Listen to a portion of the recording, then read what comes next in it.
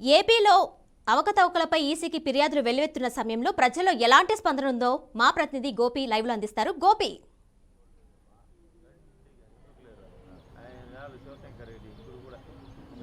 Kiranmayi, good morning. ముందుగా ఎందుకంటే already రాష్ట్ర వ్యాప్తంగా మనం చూస్తున్నాం, అంగన్వాడీలకు సంబంధించి కావచ్చు, లేదంటే ఆశా వర్కర్లు పెద్ద ఎత్తున ఆందోళన చేస్తున్నారు. మరోవైపు మున్సిపల్ కార్మికుల ఆందోళనలు కూడా కొనసాగుతున్నాయి.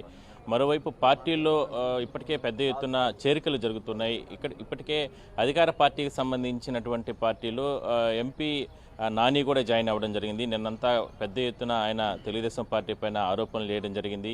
చంద్రబాబు పైన కూడా పెద్ద ఎత్తున ఆరోపణలు చేస్తూ కూడా, అంటే పార్టీ ఇన్ని రకాలుగా కష్టకాలంలో ఉన్న సమయంలో కూడా ఆదుకున్నప్పటికి కూడా పార్టీ నాకేమీ చేయలేదు, చంద్రబాబు కూడా నాకేమీ చేయలేదు అంటూ కూడా ఇట్లా హాట్ కామెంట్స్ కూడా చేయడం జరిగింది. మరోవైపు ఇప్పటికే తిరుపతి నియోజకవర్గం కావచ్చు, లేదంటే చంద్రగిరి నియోజకవర్గంలో ఇక్కడ పెద్ద ఎత్తున గత మున్సిపల్ ఎన్నికల సమయంలో కావచ్చు, దాని తర్వాత కూడా పెద్ద ఎత్తున దొంగ ఓట్లు నమోదు చేసి గెలిచారు. అదేవిధంగా దొంగ ఓట్లు కూడా ఇప్పుడు పెద్ద ఎత్తున దాదాపుగా 30-40 వేల ఓట్ల వరకు కూడా ఎక్కించుకోవడం జరిగింది. అధికార పార్టీ అక్రమాలు పాల్పడుతుందంటూ కూడా పెద్ద ఎత్తున ఆరోపణలు, లేదంటే ఒకరిపైన ఒకరు ప్రత్యారోపణలు చేసుకోవడం జరిగింది. చంద్రగిరి కావచ్చు, తిరుపతి కావచ్చు. అయితే దీనికి సంబంధించి ఇవాళ మనం మున్సిపల్ పార్కులో ఉన్నాము తిరుపతిలో. ఇక్కడ స్థానిక ప్రజలు కావచ్చు, లేదంటే స్థానిక వాకర్స్ వీళ్ళందరూ కూడా ఏమనుకుంటున్నారు, ఏం చర్చ జరుగుతుంది తిరుపతిలో, మనం ఒకసారి అడిగి తెలుసుకునే ప్రయత్నం చేద్దాం.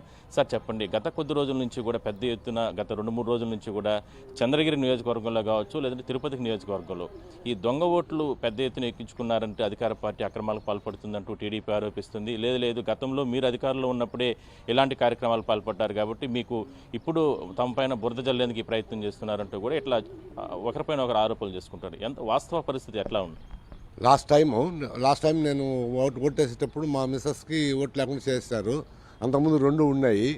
I request now the election commission of India as well as state election commission to do the election fair and fairly without depending on the local police. They have to take the other protection from the central government, and it is the responsibility of the constitutional head of state election commission as well as election commission of India. We request, this is the opportunity for them to do the after 5 years, every 5 years it is bound to do their job. This is my request. తిరుపతిలో అంటే మీరు ఏ ఏరియాలో ఉంటారు? గత ఎన్నికలప్పుడు ఎక్కడ మీకు ఓట్లు తొలగించారు? ఏ వార్డుకి సంబంధించి మీరు? నేను 43 వార్డులో ఉన్నాను. మా మిస్సెస్కి వేరే వార్డులో ఎక్కడో తీసుకుపోయి వేశారు. మా ఈ 2 జాయింట్గా ఉన్నప్పుడు జాయింట్గా లేకుండా దాన్ని ఇంకొక నెక్స్ట్ ఎలక్షన్ వచ్చి కాబట్టి దాన్ని పీకాడ పారేస్తారు పక్కకి. మేము ఎతికి మేము ఏ లేకుండా తిరుక్కొని వెనక్కి వచ్చేసాము. This is the facility. అధికారులు కానీ ఎవరిని సంప్రదించం కానీ ఆ సమయంలో ఏమైనా సరే ఎవరు జవాబు చెప్పే అధికారులు లేదు, నువ్వు వాడిని పో, అక్కడ పో, ఇక్కడ పో అంటారే కానీ ఎవరు సక్రమంగా జవాబు చెప్పే అధికారులు లేరు.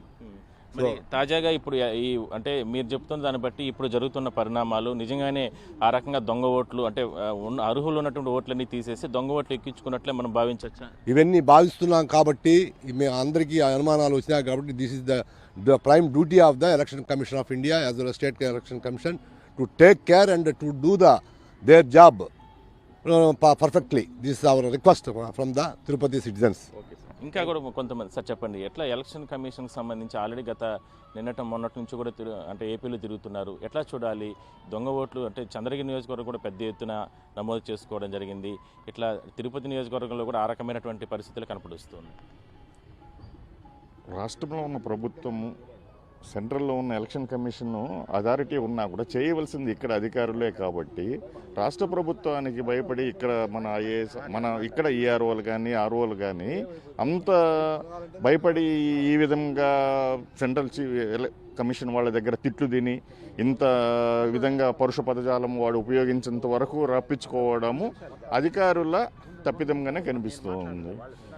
ఏదైనా ప్రభుత్వము తను 5 ఏళ్ళు పాలించిన ప్రభుత్వము తను చేసిన మంచితనం ఏమి, ప్రజలకి మేమేం చేశామో చెప్పుకొని ఎలక్షన్స్లో పాల్గొని గెలవాలి. కానీ ఈ విధంగా అడ్డదారులు దొక్కుతూ దొంగ ఓట్లను ఉన్న ఓట్లను తొలగించి మళ్ళీ అధికారంలోకి రావాలి అనుకోవడం అయితే అది నీచమైన పద్ధతి. నువ్వు ప్రజలకు మంచి చేసి మళ్ళీ నువ్వు ఓట్లు అడుగు, నీకు ఇచ్చారు ఛాన్స్, ఒకసారి అడగాలి, అది మెయిన్. అది కాకుండా ఓటర్ ఇంతవరకు మన ఇండియాలో ఇన్ని కంప్లైంట్స్ రాలేదని నిన్న చీఫ్ ఎలక్షన్ కమిషన్ గారే చెప్పారు. ఈ 2 నియోజకవర్గాలే కాదు, స్టేట్ వైడ్ ఆల్మోస్ట్ ఆల్ పల్నాడులో కూడా చాలా ఎక్కువగా ఈ ఉన్న ఓట్లను తొలగించడము, చట్టం తన పని చేయాలి అనేది ఇక్కడ జరగడం లేదు. మెయిన్. సార్ నిన్న ఎంపీ కేసినేని నాని కూడా ఆయన రిజైన్ చేసి ఇన్నాళ్ళు తల్లి లాంటి పార్టీ అని చెప్పుకున్నటువంటి కేసినేని కూడా ఇవాళ వైసీపీలో అధికార పార్టీలోకి చేరి పెద్ద ఎత్తున చంద్రబాబు పైన కావచ్చు తెలుగుదేశం పార్టీని పెద్ద ఎత్తున ఆరోపణలు చేయడం జరిగింది. అయితే పార్టీలో చేరడం ఎవరు కూడా తప్పు పట్టట్లేదు, అది వాళ్ళ వ్యక్తిగతం. కానీ ఇన్నాళ్ళు ఈ రకంగా పార్టీలో ఉండి పార్టీ ద్వారా లబ్ధి పొంది దాదాపుగా నేను పార్టీ కోసం 2,000 కోట్లు పోగొట్టుకున్నాను, ఆస్తులు పోగొట్టుకున్నానంటూ కూడా ఆ రకంగా మాట్లాడడం అనేది ఎట్లా చూడాలి? పార్టీ ద్వారా అతను పోగొట్టుకున్నది లేదు. 2 సార్లు అతనికి పార్టీ అతనికి అవకాశం ఇచ్చింది. కానీ కష్టపడిన వారికి వాళ్ళ బ్రదర్కే ఇచ్చింది, బయట వాళ్ళకి కూడా కాదు. మాట ఇచ్చినది వాళ్ళ బ్రదర్కే. కానీ ఇన్ని రోజులు పదవులు అనుభవించి చివరి క్షణంలో అతను అసలు ఏం చెప్పాడు, నాకు అసలు పార్టీ ఈసారి పదవి ఇచ్చినా ఇవ్వకపోయినా నేను అసలు ఎన్నో స్టేట్మెంట్స్ ఇచ్చాడు. అసలు ఈవెన్ అన్నీ ఇచ్చిన తర్వాత బయటికి వాళ్ళకి ఇప్పుడు ఇవ్వలేదు, నీకు ప్రాపర్ ఇది ఇవ్వనప్పుడు నువ్వు ప్రాపర్ ఇది లేనప్పుడు నాకు అవసరం లేదు అని వెళ్ళిపోవచ్చు. వెళ్ళిపోవడంలో తప్పులేదు. కానీ వెంటనే తను ఇన్ని రోజులు ఉన్న పార్టీని నాయకుడిని విమర్శించడం అనేది నీతి లేని రాజకీయం. సార్ మీరు చెప్పండి, దొంగ ఓట్లకు సంబంధించి చంద్రగిరి తిరుపతిలో పెద్ద ఎత్తున ఆరోపణలు వస్తున్నాయి. ఒకరిపైన ఒకరు తెలుగుదేశం కావచ్చు వైసీపీ కావచ్చు ఒకరిపైన ఒకరు ఆరోపణలు చేసుకుంటున్నారు. వాస్తవ పరిస్థితులు ఏంటి? వాస్తవ పరిస్థితి ఏంటంటే ఇంతకుముందు అయితే టీచర్స్ వచ్చి సర్వే చేసేవాళ్ళు. టీచర్స్ ఇంటింటికి వచ్చి కరెక్ట్గా కనుక్కొని కరెక్ట్గా వాళ్ళు ఏ విధంగా చేస్తున్నారంటే అవి కరెక్ట్గా ఉన్నాయి. ఇప్పుడు కొత్తగా బిఎల్ఓలు పెట్టేసినారు. వాళ్ళు ఇంటింటికి వచ్చినా కానీ వాళ్ళు దొంగోట్లు ఆల్రెడీ ఆ దొంగోట్లు అనేది ఆల్రెడీ ఉన్నాయి. అది ఏంటంటే దొంగోట్లు అనేది వైసీపీ ప్రభుత్వం వచ్చినప్పటి నుండి అది మనం చూస్తూనే ఉన్నాం. ఏది ఒక ఎమ్మెల్సీ ఎలక్షన్లో 10th క్లాస్ వాళ్ళకి ఓటు ఉంది. తర్వాత వచ్చి కార్పొరేషన్ ఎలక్షన్ వచ్చినప్పుడు కూడా కార్పొరేషన్ ఎలక్షన్లో పెద్దిరెడ్డి గారు కానీ చెవిరెడ్డి గారు కానీ కరుణాకర్ రెడ్డి కానీ వీళ్ళంతా బస్సులు పెట్టి బై ఎలక్షన్ ఎంపీ ఎలక్షన్లో అప్పుడు దొంగోట్లు అంటే అసలు మనం అసలు ఓటు ఒకటి రాసుకోవాలంటే ఎంత టైం పడుతుందో అది వాళ్ళు బిఎల్ వాళ్ళని పట్టుకొని మనం నెక్స్ట్ మళ్ళీ మనకు ఆ ఓటర్ లిస్ట్ వచ్చేంతవరకు మనకు తెలియదు. కానీ వీళ్ళు వేళ్ళు లక్షలు ఓట్లు తయారు చేసి బస్సుల్లో తీసుకొచ్చి ఏ ఊరోళ్ళు కూడా తెలియదు. పెద్దిరెడ్డి ఎక్కడెక్కడ ఉంటున్నా పిలుచుకొచ్చి దొంగోట్లు అనేది వాళ్ళు అలవాటైపోయింది. తెలుగుదేశం ప్రభుత్వం అయితే ఆ ఓట్లు ప్రసక్తే వాళ్ళకి తెలియదు. ఉన్న ఓటుని కరెక్ట్గా ఓటు వేయించుకోవాలా అనే సిద్ధాంతం ఉండేది తెలుగుదేశం పార్టీ. వీళ్ళు దొంగోట్లు అనేది విపరీతంగా ఇప్పుడు కూడా బిఎల్ఓలు సర్వే చేస్తున్నారు. అక్కడ బిఎల్ఏ అంటే పార్టీ తరఫున కొంతమంది పోతున్నారు కదా, వాళ్ళు బిఏసి ఈ ఓటు దొంగ ఓటు అని చెప్తే కూడా బిఎల్ఓ తీసేస్తామంటున్నారు. కానీ మళ్ళీ అది తీసేస్తారా తీయరా అనేది కూడా నమ్మకం లేదు. ఇప్పుడు ఎన్నికల కమిషన్ వచ్చింది, వాళ్ళకి ఎన్ని మాట్లాడినా మాకైతే అనుమానం దొంగోట్లు తీస్తారనే నమ్మకం అయితే కనపడడం లేదు. అటువంటి గవర్నమెంట్ ఇది. సార్ మీరు చెప్పండి, ఏంటి తిరుపతిలో గొడవ నడుస్తుంది, చాలా దారుణంగా అధికార పార్టీ అక్రమాలు చేస్తుందంటూ కూడా తెలుగుదేశం ఆరోపిస్తుంది. అదేవిధంగానే మీ హయాంలోనే ఈ రకమైనటువంటి కార్యక్రమాలు చేశారంటూ వైసీపీ కూడా దాన్ని తిప్పికొట్టే ప్రయత్నం చేస్తుంది. ఎట్లా చూడాలి, వాస్తవ పరిస్థితులు ఏంటి? ఇప్పుడు వాస్తవంగా మనము ఈ ఓటర్ నమోదు ప్రక్రియ అంతా కూడా ఫేక్, అంతా కూడా దొంగ ఓట్లు రాసేదానికి మాత్రమే వీళ్ళు వాలంటీర్లు కానీ బిఎల్ఓలు కానీ వాళ్ళని పెట్టుకున్నారు అంతే. దీంట్లో ఎలాంటి అనుమానం లేదు. దీనికి ఎందుకు నేను ఈ మాట అంటున్నా అంటే తిరుపతిలో 3 ఎలక్షన్లు జరిగినాయి. గత 4 సంవత్సరాల 9 నెలల జగన్మోహన్ రెడ్డి పరిపాలనలో 3 ఎలక్షన్లు తిరుపతిలో జరిగితే ఒకే ఒక ఎలక్షన్ అయినా కూడా పేరుగా జరిగిపోయారా? కార్పొరేషన్ ఎలక్షన్ నామినేషన్ అన్నా వేయించారా ఎవరినైనా కానీ? అందరినీ కూడా ఇళ్లల్లో పెట్టి కేసులు పెట్టి రానియకుండా నామినేషన్ వేసిన వాళ్ళందరినీ కూడా భయభ్రాంతులు చేసి నామినేషన్లు చింపేసి వేసుకున్నారు. నిజంగా మీకు చిత్తశుద్ధి ఉంటే మీరు అన్నీ చేసినారు అంటే ఓట్లు అడగండి జనాలు లేకపోయి. అది చేయకుండా ఓట్లు అడిగే పని లేకుండా దొంగోట్లతోనే గెలిచే పని. అంటే వీళ్ళకి ఏమైందంటే ఏదైతే వీళ్ళు ఎన్నికల్లో మ్యానిపులేషన్ చేసి గెలిచారు అనేది పెద్ద ఎత్తున ఆరోపణ వచ్చిందో ఆ రోజు నుండి కూడా మీరు సర్పంచ్ ఎలక్షన్లు కానీ జడ్పీటీసీలు కానీ ఎంపీటీసీలు కానీ వన్ సైడ్గా చేసుకున్నారు నామినేషన్లు వేయనీయకుండా. దాని తర్వాత ఎన్నికలు జరిగినాయనుకోండి, రిజల్ట్ వేరే విధంగా వస్తే వీళ్ళు నిజంగా దొంగతనంగా గెలిచినారు అని ప్రజలకు తెలిసిపోతుందని చెప్పి దాన్ని కప్పిపుచ్చుకునేదానికి ఈ విధంగా ప్రయత్నం చేశారు. దాని తర్వాత టౌన్ బ్యాంక్ ఎన్నికలు జరిగినాయి. టౌన్ బ్యాంక్ ఎన్నికలు అయితే అబ్బా సిగ్గుసేటు, టౌన్ బ్యాంక్ ఎన్నికలు అని చెప్పుకోవడానికి సిగ్గుసేటు. టౌన్ బ్యాంక్ ఎన్నికల్లో ఎక్కడ అంటే నా ఓటు ఉన్నదంటూ దానిపైన ఇంకొక పేపర్ వేసేసేది, మూసేది, ఫోటో అంటించేసేది. మీరు కానీ టైం ఇచ్చి ఉంటే నేను అన్నీ కూడా నా దగ్గర దొంగ ఓట్లు కూడా ఉన్నాయి టౌన్ బ్యాంక్ ఎన్నికలు తెచ్చి చూపించుండేవాడిని, లైవ్ చూపించుంటా. దాని తర్వాత ఇందాక మిత్రుడు చెప్పాడు పార్లమెంట్ ఎన్నికలు జరిగింది. పార్లమెంట్ ఎన్నికల్లో యాత్రా స్పెషల్ చూసాం, రామూర్తి యాత్రా స్పెషల్ అని తిరుపతిలో ఒకటి ఉండింది. ఆ యాత్రా స్పెషల్ లాగా ఎక్కడెక్కడి నుండో బస్సులు పెట్టి ఎక్కడెక్కడి నుండో తీసుకొచ్చి, అంటే తిరుపతిలో ఉన్న ఓటర్లకు డబ్బులు ఇస్తే కూడా డబ్బులు తీసుకొని ఓట్లు వేయరు అని తిరుపతి ఓట్ల మీద నమ్మకం లేకుండా ఎక్కడెక్కడి నుండో వేలాది మందిగా తీసుకొచ్చి ఒక్కొక్క బూత్ దగ్గర దాదాపు 2000 మందిని దొంగ ఓట్లను తీసుకొచ్చి ఆ ఓట్లు వేయించుకొని గెలిచినారు మొన్న ఎంపీ ఎలక్షన్లో కూడా. ఫైనల్గా చెప్పండి, నిన్న అధికార పార్టీలోకి కేసినేని నాని ఎంపీ రిజైన్ చేసి కూడా చేరడం జరిగింది. చంద్రబాబును కావచ్చు లేదంటే తెలుగుదేశం పార్టీని అత్యంత దారుణంగా మాట్లాడడం జరిగింది. ఎట్లా చూడాలి ఫైనల్గా 1 minute? ఇప్పుడు కేసినేని నాని ఎక్కడి నుండి వచ్చాడండి? పిఆర్పిలో ఉన్నాడు. అతను వ్యాపారస్తుడుగా ఉన్నటువంటి అతను ఎన్నికల్లోకి వచ్చాడు. 2 సార్లు ఎంపీ పదవి ఇచ్చారు. నువ్వు చేస్తున్నటువంటి పనికి మాలిన పనుల వల్లనే నిన్ను పక్కన పెట్టి మీ తమ్ముడికి ఇవ్వాలనుకున్నారు. నువ్వు మీ తమ్ముడికి ఇవ్వకూడదా? అంటే నువ్వే ఉండాలి ఎంపీగా, కంటిన్యూగా నువ్వే ఉండాలనా? నిన్నటి వరకు జగన్మోహన్ రెడ్డిని ఎన్ని మాట్లాడినాడు ఇతను? జగన్మోహన్ రెడ్డి నిన్నటి వరకు పనికి మాలినోడు, ఈరోజు మాత్రం పనికొచ్చేవాడా? అంటే ఈయనకు ఎవరు టికెట్ ఇస్తే వాళ్ళకి భజన చేసే వ్యవహారం అనేది తెలిసిపోయింది. కాబట్టి ఇతను మునిగిపోయే నావలో ఎక్కాడు. మునిగిపోయింది, బొక్కబడిపోయింది. ఆ నావకి మునిగిపోయే నావలో ఎక్కాడు. అది ఎంత ప్రయత్నం చేసినా ఆ నావ మునిగిపోతుంది. ఇతనికి రాజకీయ జీవితం అనేది శూన్యం అనేది అందరికీ అర్థమైపోయింది. మొత్తం మీద అంటే చంద్రగిరి నియోజకవర్గం కావచ్చు లేదంటే తిరుపతి నియోజకవర్గంలో గతంలో మున్సిపల్ ఎన్నికల సమయంలో పెద్ద ఎత్తున దొంగ ఓట్లు వేసి అధికార పార్టీ అక్రమాలకు పాల్పడిందని తెలుగుదేశం చెప్తుంది. అదేవిధంగానే గత 2-3 రోజుల నుంచి కూడా పెద్ద ఎత్తున ఈ ఓట్లకు సంబంధించినటువంటి ఇష్యూనే ఈ 2 నియోజకవర్గాలు నడుస్తుంది. చూద్దాం కిరణ్మయి, మరి ప్రభుత్వ యంత్రాంగం ఎటువంటి చర్యలు తీసుకుంటుందో. ఇప్పటికే ఎలక్షన్ కమిషన్ ఏపీలో తిరుగుతుంది కాబట్టి.